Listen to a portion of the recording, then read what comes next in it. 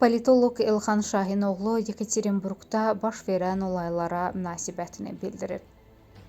O deyib ki, Yekaterinburqda baş verən kütləvi polis cinayəti Rusiyada yaşayan azərbaycanlıların tamamı üçün həyəcan siqnalına çevrilməlidir.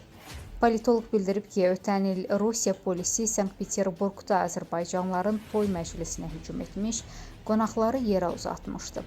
Toya qatılanlar da qanun pozmamışdı. Rusiyada bu hallar getdikcə kütləvi hal alır. Bu səbəbdən Rusiyada özünü rahat hiss edən azərbaycanlılar düşünməsinlər ki, baş verənlərin onlara aidiyyəti yoxdur.